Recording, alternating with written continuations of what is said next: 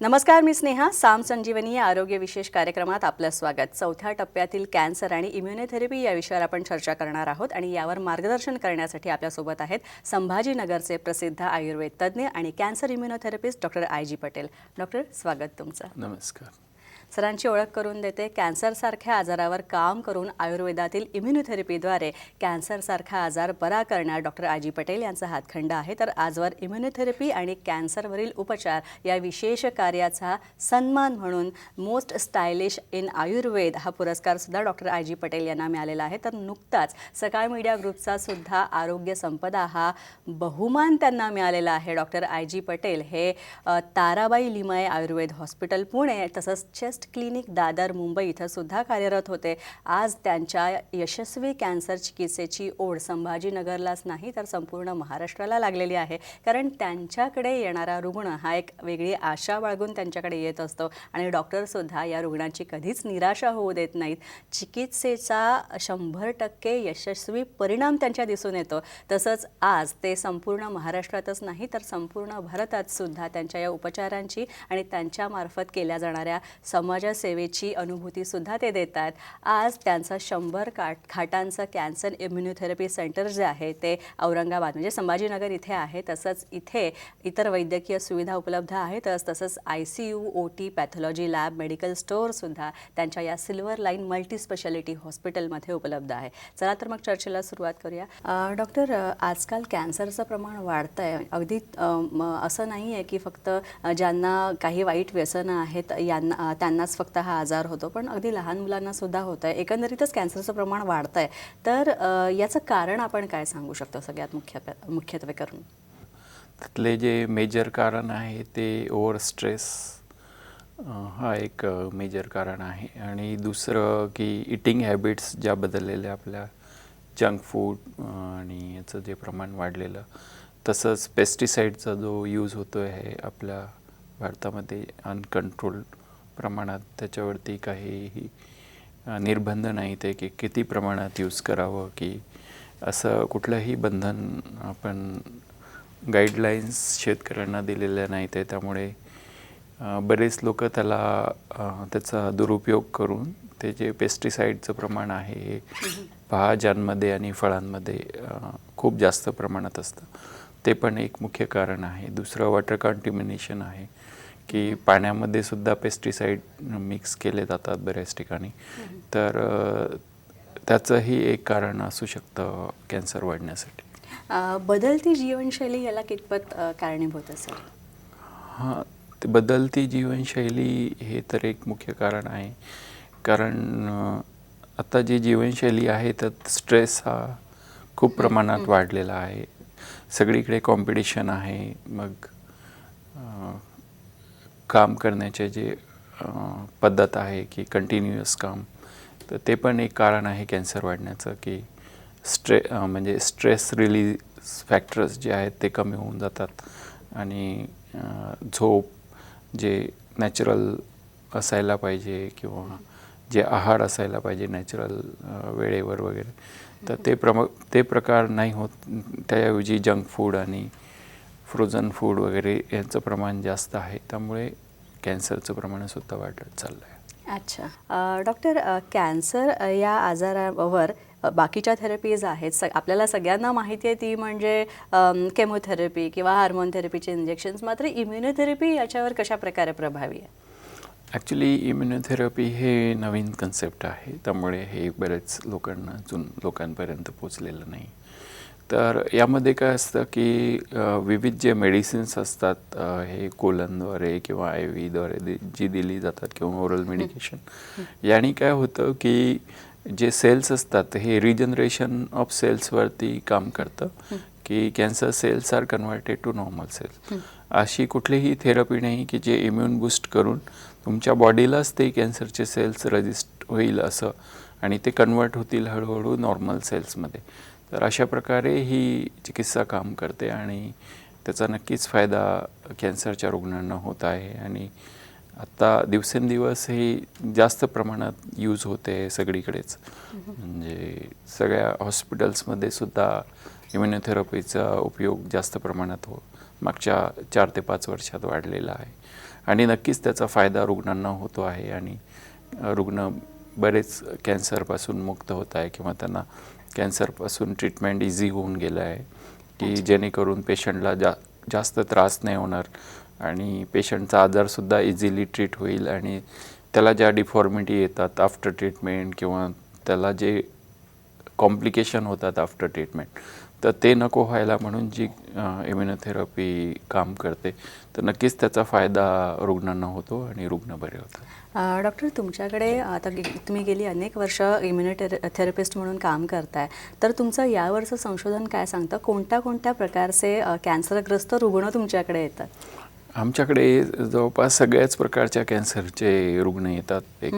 जितके कॅन्सरचे प्रकार आहेत, oral cancer, breast cancer, uterine cancer, lung cancer, liver cancer, सगळ्या प्रकारचे कॅन्सरचे रुग्ण आमच्याकडे येतात. आणि आम्ही त्यांना इम्युनोथेरपीद्वारे ट्रीट करून नक्कीच त्याचा त्यांना फायदा होतो आणि ते व्यवस्थितपणे आपलं आजारापासून मुक्त होतात. डॉक्टर, पोटाच्या कॅन्सरबद्दल बोलायचं झालं तर याचे काही प्रकार आहेत का?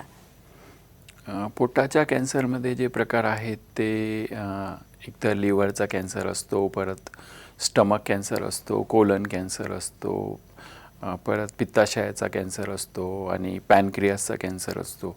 Head of the pancreas, tail of the pancreas, असे विविध प्रकार हे पोटाच्या कॅन्सरमध्ये असतात. आणि पोटाच्या कॅन्सरमध्ये सगळ्यात मोठा ट्रीटमेंटमध्ये ड्रॉबॅक असा असतो की एका ठिकाणी जर लिव्हरमध्ये झाला तर तो लगेच स्प्रेडअप होतो, किंवा स्टमकमध्ये झाला तो लिव्हरमध्ये येतो, पॅनक्रियाजमध्ये झाला तरी लिव्हरमध्ये, कोलनमध्ये असला तरी तो बाकीच्या ऑर्गनमध्ये लवकरात लवकर पसरण्याची शक्यता असते.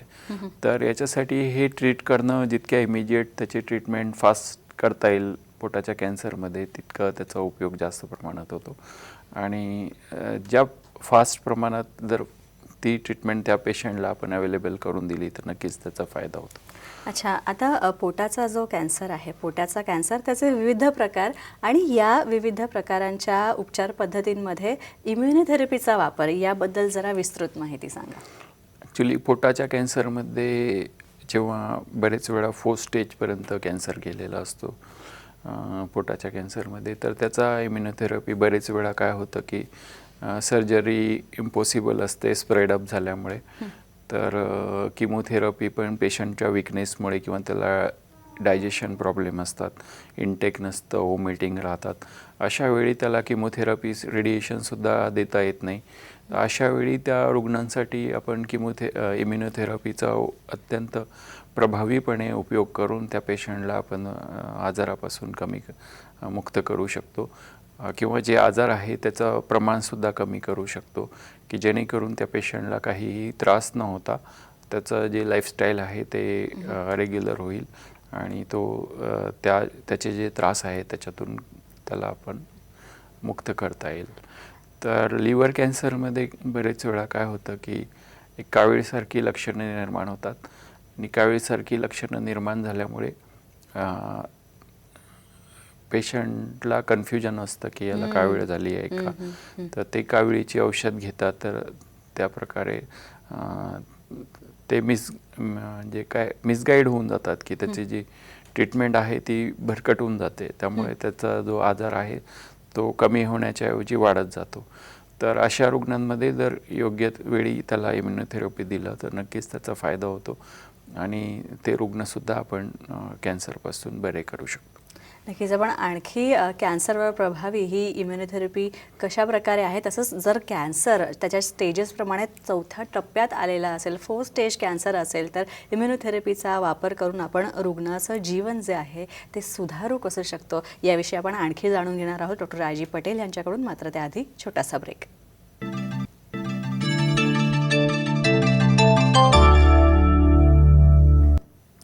ब्रेकनंतर आपलं स्वागत साम संजीवनीमध्ये डॉक्टर आय जी पटेल आपल्यासोबत आहेत. डॉक्टर, लंग कॅन्सरचा उल्लेख तुम्ही केला होता. फुफ्फुसांचा कर्करोग आणि इम्युनोथेरपी हे कॉम्बिनेशन आपण कशाप्रकारे वापरू शकतो? आणि सगळ्यात महत्त्वाचं, लंग कॅन्सर पेशंट्समध्ये इम्युनोथेरपीचा वापर केल्यावर कुठल्या प्रकारचे रिझल्ट्स तुम्हाला दिसलेत? ॲक्च्युली लंग कॅन्सरमध्ये इम्युनोथेरपी अतिशय उत्कृष्टपणे काम करते आणि लंग कॅन्सरमध्ये जी लक्षणं असतात ते कंटिन्युअस खोकला येणे किंवा वेट लॉस ही ट्युबरक्युलोसिससारखी लक्षणं असतात. त्यामुळे सुद्धा त्याच्या डायग्नोसिसमध्ये बरेच वेळा लेट होऊन जातं आणि ते लिव्हरपर्यंत सुद्धा जातात. तर फोर्थ स्टेज आहे म्हणून त्याला जास्त ट्रीटमेंट देता येत नाही. आणि लंग कॅन्सर आमच्याकडे जे पेशंट येतात त्याच्या डेटानुसार हा ओल्ड एजमध्ये जास्त आढळून येतो आहे सध्या. तर ओल्ड एज पेशंटमध्ये किमोथेरपी रेडिएशन देणं थोडं अवघड असतं की त्यांच्या विकनेसमुळे बरेच वेळा डॉक्टर्ससुद्धा अवॉइड करतात द्यायला. तर अशा पेशंटमध्ये आपण इम्युनोथेरपी देऊन त्या पेशंटला नक्कीच त्याचा फायदा होतो आणि लंग कॅन्सरसुद्धा आपण बरा करू शकतो त्यांचा. लंग कॅन्सरमध्ये दुसरं दम लागणे किंवा चालताना दम लागणे किंवा छातीत पाणी होणे ही सुद्धा लक्षणं निर्माण होतात. तर त्याला ते पाणी काढून त्याचं ट्रीटमेंटसुद्धा करता येतं की लंग्समध्ये पाणी झालेलं असेल किंवा त्यांना चालताना दम लागत असेल तर त्याचं योग्य ते निदान वेळीच केलं आणि लवकर निदान झालं तर लवकर उपचार दिले लंग कॅन्सरमध्ये तर नक्कीच फायदा होतो त्याचा. आणि लंग कॅन्सर स्प्रेडअप जरी असेल दुसऱ्या ऑर्गनमध्ये म्हणजे की लिव्हरमध्ये किंवा बाकी ओरल कॅव्हिटीमध्ये जर गेलेला असेल किंवा लंग कॅन्सर बरेच वेळा ब्रेनमध्ये सुद्धा जातो तर अशा वेळीसुद्धा आपण इम्युनोथेरपीचा उपयोग करून त्या पेशंटला ट्रीट करू शकतो आणि त्या रुग्णाला आपण त्या आजारापासून बऱ्यापैकी रिलीफ करून किंवा पूर्णपणे बरा करून त्याची चिकित्सा करू शकतो. डॉक्टर, आणखी एक गोष्ट, यानंतर स्त्रियांच्या बाबतीत म्हणजे स्त्रियांमध्ये जे कॅन्सरचे प्रकार आढळतात त्याविषयी थोडी माहिती द्या. स्त्रियांमध्ये आढळणारे मुख्य जे आहे ते ब्रेस्ट कॅन्सर आहे आणि दुसरं CA सर्व्हिक्स म्हणजे गर्भाशयाचा कॅन्सर, गर्भाशय मुखाचा. तर हे 2 कॅन्सर मुख्यत्वे करून आढळतात. दुसरा की ओव्हरीजचं बीजांडाचा कर्करोग. तर हे सुद्धा कॅन्सर स्त्रियांमध्ये आढळतात. बाकीचे कॅन्सरसुद्धा स्त्रियांमध्ये आढळतात पण मेनली फिमेल ऑर्गन जे असतात त्याचे जे ट्रीटमेंट असतात ते आपण एक्सप्लेन करू. की ब्रेस्ट कॅन्सरमध्ये जे रुटीन ट्रीटमेंट असतं ते रिमूव्हल ऑफ ब्रेस्ट म्हणजे की कंप्लीट मॅस्टेक्टॉमी हा असतो. तर नवीन जे कन्सेप्ट आले त्यात मॅस्टेक्टॉमी न करता कन्झर्वेशन ऑफ ब्रेस्ट हे जे ट्रीटमेंट आपण प्रोव्हाइड करतो आमच्या रुग्णांना त्याचा बरेच लोकांना फायदा झालेला आहे आणि त्या रुग्णांना त्याचा फायदा होऊन ते त्यांच्या जे लाईफस्टाईल असतं किंवा त्यांचे जे जॉब्स असतात तिथे कुठलेही इन्फिरिटी कॉम्प्लेक्स न येता ते वर्किंग करू शकतात आणि ते आपल्या पूर्ण जी लाईफ आहे त्यात पूर्ण परत ट्रीटमेंट संपल्यानंतर ते परत आपलं जॉब वगैरे जॉईन करू शकतात आणि त्यांचा कॉन्फिडन्स कुठेही लूज होत नाही. अशा प्रकारचं ट्रीटमेंट आमच्या हॉस्पिटलला आम्ही देतो आहे आणि त्याचा बरेच रुग्णांना फायदा झालेला आहे. CA सर्व्हिक्समध्ये जे कॉमन सिम्पटम्स असतात की गर्भाशयाचा जो कर्करोग असतो त्यात सगळ्यात कॉमन सिम्पटम म्हणजे की जे पिरियड असतात दोन पिरियडच्या मधला जो गॅप असतो त्याच्यामध्ये रक्तस्राव होणे किंवा गर्भाशयाच्या ठिकाणी जखम होणे. तर याच्यासाठी एक सिम्पल टेस्ट असतात, काही पॅप्समियर असतं एक आणि दुसरा सोनोग्राफीमध्ये सुद्धा गर्भाशयाचा कॅन्सर बरेच वेळा डिटेक्ट होतो. तर अशा प्रकारचे जर कोणाला रुग्णांना किंवा बाकी स्त्रियांना अशा प्रकारचे जे सिम्पटम्स असतील की गर्भाशयाच्या 2 पिरियडमध्ये मध्ये रक्तस्राव होत असेल 15व्या दिवशी, 16व्या दिवशी किंवा 8व्या दिवशी किंवा म्हणजे 2 पिरियडच्या मध्ये असेल तर त्याचा योग्य ते निदान करा आणि गर्भाशयाच्या ठिकाणी कुठली जखम न बरी होणारी म्हणजे औषधं देऊनसुद्धा जखम बरी होत नाही तर अशा प्रकारची जखम जर असेल तर त्याचं योग्य ती तपासणी पॅप्समियर किंवा बायोप्सी किंवा मग सोनोग्राफी याच्यात केव्हा त्याचं निदान करता येईल तर लवकरात लवकर निदान करून लवकर उपचार केले तर नक्कीच हा कॅन्सरसुद्धा आपण पूर्णपणे बरा करू शकतो. नक्कीच डॉक्टर, स्त्रियांमध्ये जो ब्रेस्ट कॅन्सर आढळतो तर त्या ब्रेस्ट कॅन्सर ग्रस्त रुग्णांना आपण जर इम्युनोथेरपी दिली तर साधारणपणे कोणत्या प्रकारचे बदल त्यांच्या शरीरात आढळतात? ॲक्च्युली ब्रेस्ट कॅन्सरमध्ये जे असतात जे ट्यूमर निर्माण झालेले असतात ते इम्युनोथेरपीनी डे बाय डे ते रिड्यूस होत जातात आणि काही प्रमाणात ते उरले तरी त्याला आपल्याला सर्जिकल रिमूव्हल करता येतं. पण शक्यतोवर आमच्याकडे आम्ही जे करतो आहे इम्युनोथेरपीनी ब्रेस्ट कॅन्सर तर ते 90% पर्यंतसुद्धा कमी होऊन जातात की त्याला ऑपरेट करणंसुद्धा इझी होऊन जातं किंवा कुठलीही डिफॉर्मिटी न येतं त्या पेशंटला आपण ऑपरेट पण करू शकतो आणि त्यांचे जे पूर्ण ट्रीटमेंट आहेत ते कंप्लीट करून ब्रेस्ट कॅन्सरपासून त्यांना आपण पूर्णपणे बरा करू शकतो. डॉक्टर, आणखी एक म्हणजे ब्लड कॅन्सर किंवा रक्ताचा कॅन्सर जो असतो तर ब्लड कॅन्सर म्हटलं की मुळातच रुग्ण आधी घाबरून जातो, त्याचे नातेवाईक पण घाबरून जातात. तर सगळ्यात महत्त्वाचं मला सांगा की ब्लड कॅन्सरग्रस्त रुग्णांसाठी जर आपण ही इम्युनोथेरपी वापरली तर कशा प्रकारे त्यांचं जीवनमान सुधारण्यात मदत होऊ शकते? नक्कीच ब्लड कॅन्सरमध्ये सुद्धा आपण इम्युनोथेरपीचा अत्यंत चांगल्या प्रकारे उपयोग करून घेऊ शकतो आणि ब्लड कॅन्सरमध्ये जे सिम्पटम्स असतात किंवा रक्ताचे जे घटक कमी होत जातात प्लेटलेट ब्लड वगैरे तर त्याचंसुद्धा आपण काही प्रमाणात स्टॉप करू शकतो ते डिसइंटिग्रेशन त्याचं की जे दिवसेंदिवस ते कमी होत जातं ब्लड प्लेटलेट बाकी WBC तर त्याचासुद्धा आपण उपयोग इम्युनोथेरपीचा उपयोग करून ब्लड कॅन्सरसुद्धा आपल्याला ट्रीट करता येतो. नक्कीच. आणखी कोणत्या प्रकारचे असे कॅन्सर आहेत? आता विशेषतः आपण लहान मुलांमधील कॅन्सरबद्दल चर्चा करूया. लहान मुलांमध्ये जे कॅन्सर आढळतात तर त्याविषयी आम्हाला थोडंसं सांगा आणि त्याच्यावर आपण इम्युनोथेरपी कशी वापरू शकतो? लहान मुलांमध्ये जे आढळणारे कॅन्सर आहेत ते मुख्यत्वे करून बोन कॅन्सर असतं, लिम्फोमा वगैरे ह्या प्रकारचे जे कॅन्सर असतात किंवा ब्लड कॅन्सर याचं प्रमाण लहान मुलांमध्ये जास्त प्रमाणात आढळतो बाकीच्या कॅन्सरपेक्षा.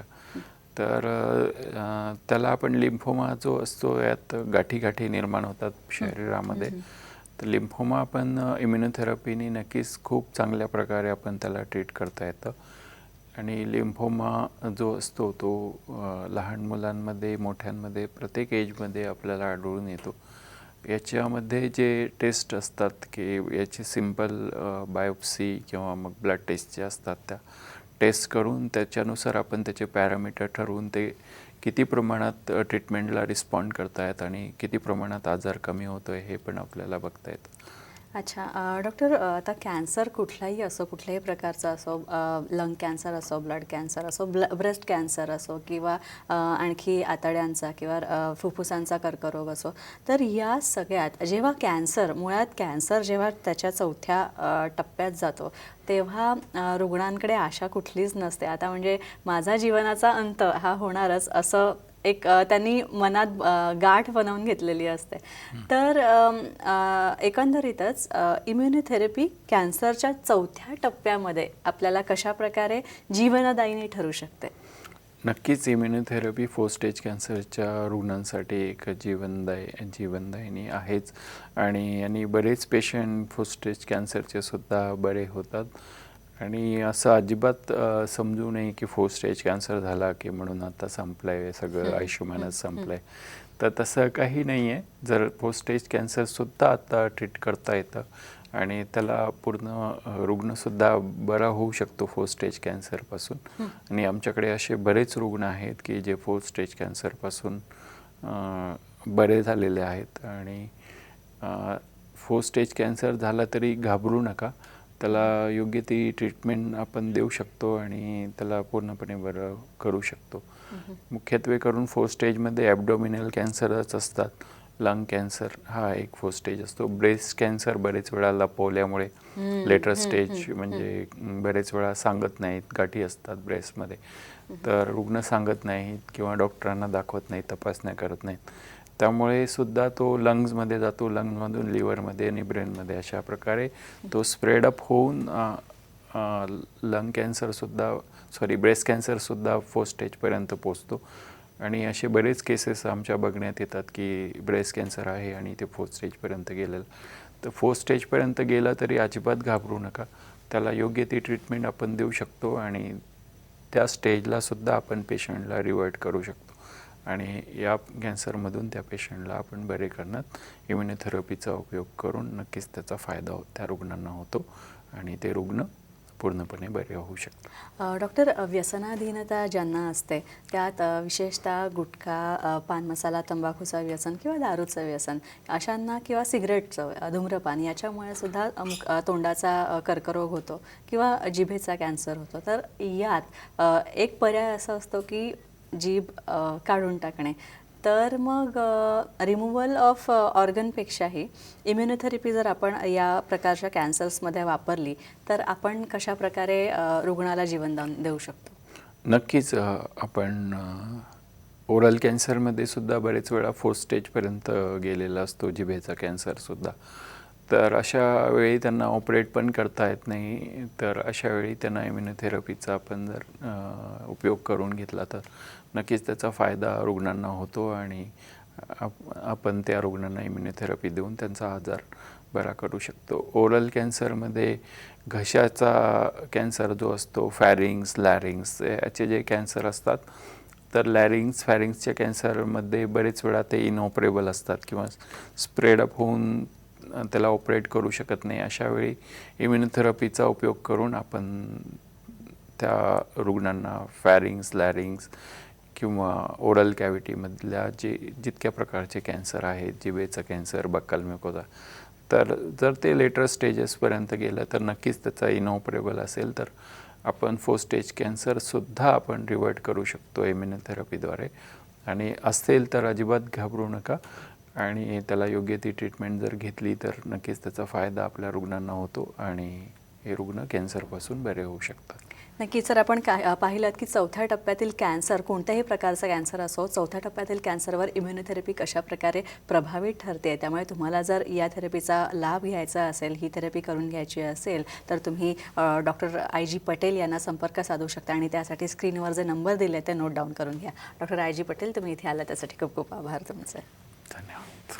यानंतर इथेच थांबतोय. पुन्हा भेटूया नवीन विषयांसह आणि नवीन तज्ज्ञांसह. तोपर्यंत नमस्कार.